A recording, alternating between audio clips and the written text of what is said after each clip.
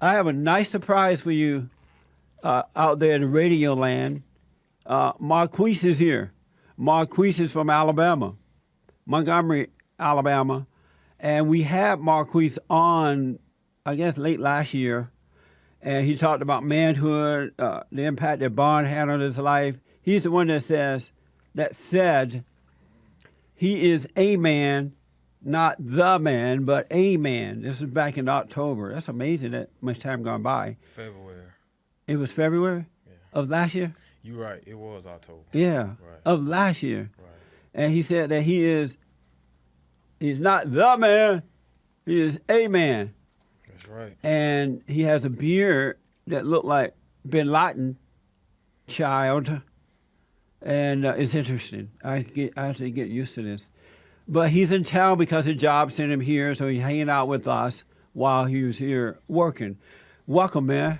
Glad to be here, man. And good to see you. Likewise. How's life? Great.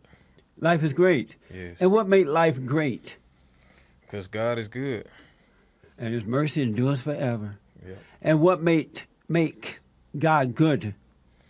Because he's forgiving. He's forgiving. Yeah, that's for sure. How's your family? All is well. Yeah? Oh, yeah. That's good, man. And so your job got you here in L.A. Yep. You like L.A.? It's all right. It's all right. How's the traffic? Y'all need bigger interstates. More lanes. Yeah, I'm telling you.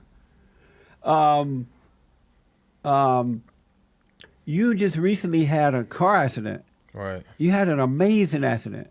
Yeah, it was. Tell the folks what happened. Make a long story short, it was wet. The interstate roads was wet. Had been raining all day. And apparently the vehicle in front of me wasn't paying attention. There was a semi 18-wheeler broke down in the fast lane or whatever. And the vehicle in front of me wasn't paying attention, and they noticed it at the last minute and swerved out of the lane. And because of that, I didn't have time to react, and I, tried to stop or whatever, but it wasn't enough distance due to the wet roads, and I just slid to the back of it. You went under the truck? Sort of. The complete, it stopped right at the motor. Wow. Right. And did it crash your windshields and all that kind of stuff? Yeah, I cracked the windshield with my face because I didn't have my seatbelt on.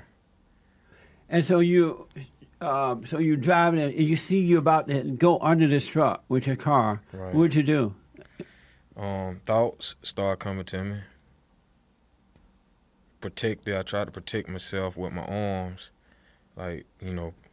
put my arms up against to my face, in front of my face or whatever. So you took your hands off the steering wheel, right, to protect your face, right, and you're still moving.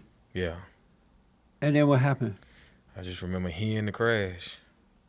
Oh yeah. Right. And things went silent after that. Yeah, it did. And so you put your arms up because you see yourself going under this truck. I see myself about to hit it. Right. Because at that point, the car, once the tires lock, you basically can't control the car anymore. And this happened last week or week before? Week before. And so what were you thinking? When thoughts came, what type of thoughts? This might be it. This might be it? Yep. So the thoughts are telling you you're about to die.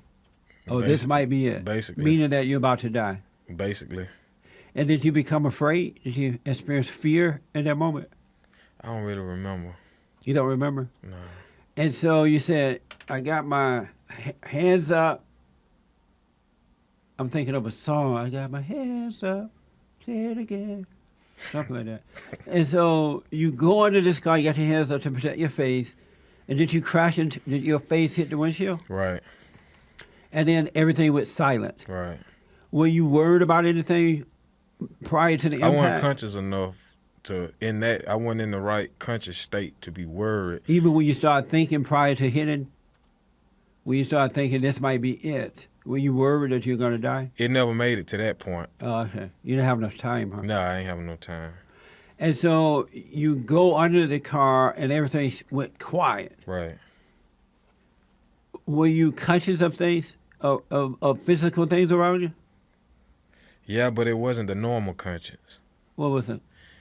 I can't explain it, but it was like I just remember not knowing whether I was alive or not.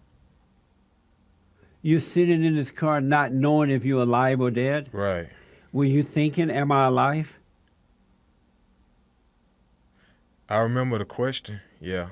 A person popped up in you? Yeah, like, am I alive? Yeah. Are you alive? Right. And then did the answer come? I don't remember it coming. Really?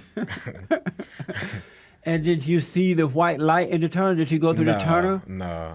Did you go through the dark tunnel? Nah. Did your mama come to get you? Nah. Did you go through any tunnel? Nah. So no bright lights or anything? None of You that. didn't leave your body? Nah. But you were unconscious that you lost the awareness of what was going on? Yeah, it was a different type of consciousness. Normal consciousness is, it's kind of like when you dreaming. I guess that's what it's like. It's not like anything I've experienced conscious-wise because it was a confusing type conscience because I didn't feel anything. You weren't feeling anything? Even though you hurt your face and all that kind of stuff?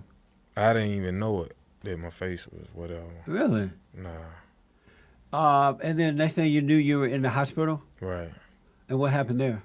I just remember seeing family members like my wife, my mom, my dad, my daughter, seeing them like kind of looking at me worried with like worried expressions on their face and stuff. And were you aware then that you had not died? Right. Oh, you're like, oh God, I'm glad these people crying on me. Yeah, they they was looking worried, but I was just thankful. Right. I knew I was okay. How you recover so fast that you're now back at work already? God, man. God. My whole thing now is just waiting on what was the purpose, because I know it had to have a purpose. Wow. 888-77. Jesse, you have the scars on your face or anything? Yeah. On the side there, huh? Yeah. Wow. Well, I'm glad you're not dead yet. I'm not going to die. Marquis have been helped by my nonprofit organization, Bond.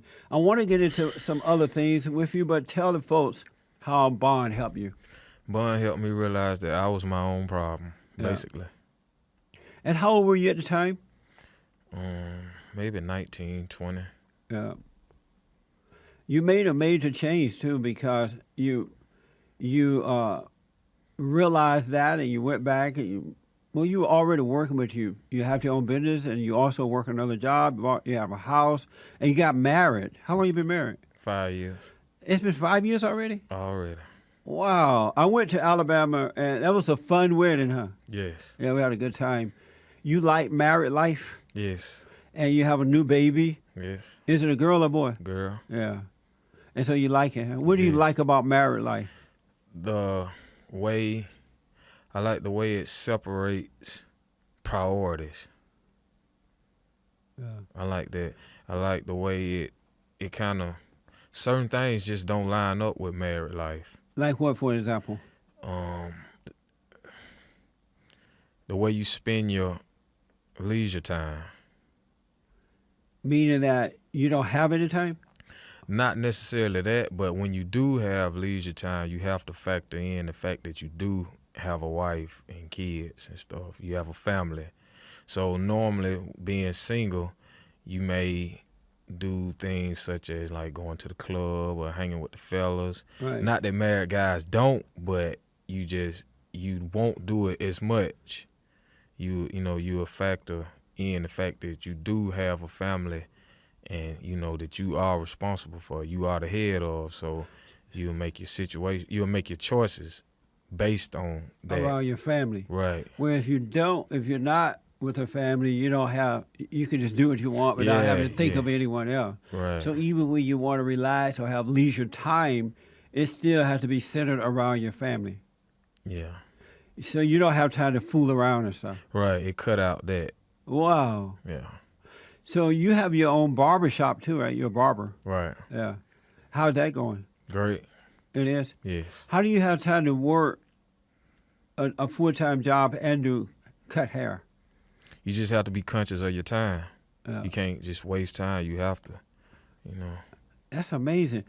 You have your own shop. You own your own shop. Right. I was really impressed in a good way when I went to visit you, and I walked into your barbershop. It's so set up, so nice. Yeah. Did you do that yourself? Nah. Oh, someone did it for you? Me and Felix did. Oh, yeah, Felix. Yeah. Felix is another barn guy, and he's a barber as well. Did Felix teach you to cut hair? I know you worked at his shop at one time. I wouldn't say he taught me, but he like guided my talent. Why do you think? So you own your own business by yourself. You don't have a partner or any of that kind of Nah. stuff. Yeah. Why do you think you are different than you have a sister? Brother. You just have a brother. Yeah, 3 brothers. I met one of them. I know. I may have met all of them at the Yeah, you met the youngest brother. that was living with you at one time before you got married. And that's my he's the one next under me. Right. Yeah, he was the one that was living with me. When you came down, you met my baby brother. Oh, okay. How many brothers? 3? 3. You just like Andre. He has 3, and he's married. He has a baby, and he's a hard worker and a good guy. He is so good. We call him Little Jesus. How is it that you are different than your brothers, and you came from the same folks? Faith. Why do you think God changed your life, but not their life yet? Their lives yet? Maybe I would say because of some of the people that I hung around, choices that I was already making, effort that I was already putting in towards becoming a more spiritual person or whatever. I just, for some reason, I always wanted it. But even when I didn't know I wanted it, I wanted it. You wanted what? To become the person that I am now. Even as a kid? Right. And what was it happening that made you want to become something, who you are today? How were you as a kid? What was making you want to be different? I had a problem with like having anger. Like even if, just say if as a child, I'll fight, beat somebody up or whatever, I'd automatically just be like compassionate towards them. You know what I'm saying? I couldn't. I know what you mean. Right, like my family members, my brothers, they'd be want to whoop them again tomorrow. You know what I'm saying? For even trying it. You know what I'm saying? So even as a kid, you had this anger, but you weren't comfortable having it. I was able to get angry, but I wasn't comfortable with it. And so you would have a fight and then want to be friends with the person. Yeah. Yeah. Yeah, unless they won. And so do you know why you were different, that you are different and was different even then than the rest of your brothers? Purpose, destiny. You think God had made it that way? Right. According to what I believe his purpose is for me. Really? Right. And so, like, were you aware of God as a kid other than what they told you, your family told you? I don't remember. You don't remember? And so you don't have anger now?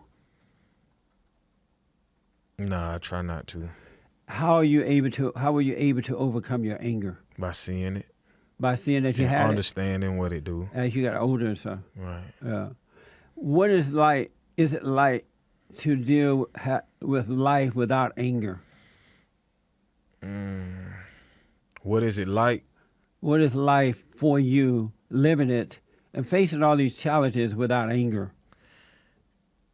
It's great because you able to deal with experiences the way you should deal with them. Yeah, I love that. Don't you love that? Right. You Man. don't have to be victim of experiences. That's right. You can just like see them and endure them. You deal with them, and then once they are past, you don't feel like you've been whooped and beat up and dragged down and out of it. You able to see the experience exactly for what it was for. Yeah. Yeah. That is absolutely true. This is why I tell people all the time they got to overcome anger. Right. Anger is not natural. It's not of God. You shouldn't have it. Because when you do go through experiences, it feels as though you went through nothing, and you just kind of grow from it. You learn from it and grow from it, but you're not affected inwardly by it. Anger makes you a slave to life It sure versus does. living it. That's deep. That is so true. Yeah.